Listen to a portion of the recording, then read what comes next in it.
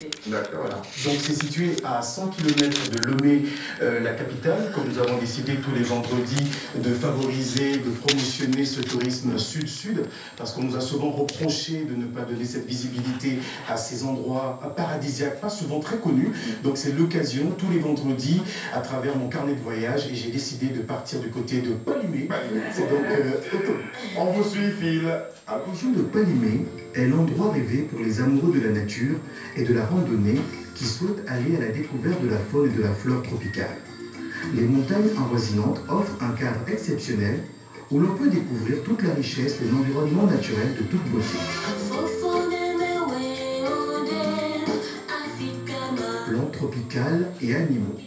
Les nombreuses balades et randonnées nature conduisent au travers des sentiers la découverte de la vie quotidienne des populations locales qui vivent essentiellement de l'agriculture.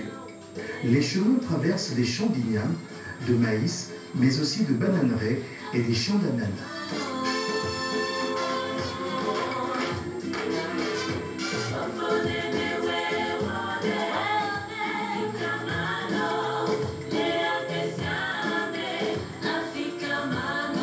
Il existe encore dans la région de nombreux bâtiments coloniaux, vestiges de l'époque coloniale allemande. Ils sont présents dans la ville de Palimé, la cathédrale de 1913, l'ancien hôpital allemand toujours fonctionnel. La ville doit sa renommée, son cadre naturel verdoyant et aux nombreux artistes et artisans qui y travaillent. C'est une ville aux dimensions humaines, accueillante et animée. Entourée de montagnes, elle offre un cadre naturel étonnant où la végétation reste luxuriante.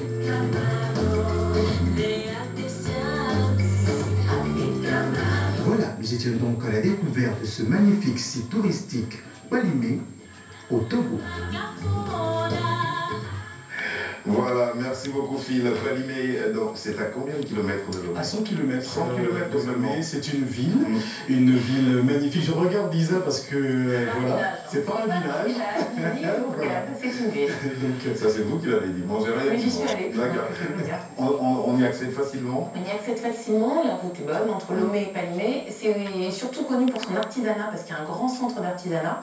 Et il y a aussi la géologie en fait qui est très agréable puisque c'est montagneux, très vert. Ça, Phil nous l'a dit, oui. Voilà. Il y a les chutes d'eau, donc on peut à la fois y aller pour le côté culturel et en même temps pour se détendre et se rafraîchir. Il y a des hôtels à même Il y d'accueillir. a des hôtels, il y a des restaurants, il y a des jolies balades à faire, donc c'est un point qui est assez prisé. Merci beaucoup. Il y a surtout cette préservation architecturale, il faut le dire. Tout à fait. Et à l'approche des fêtes,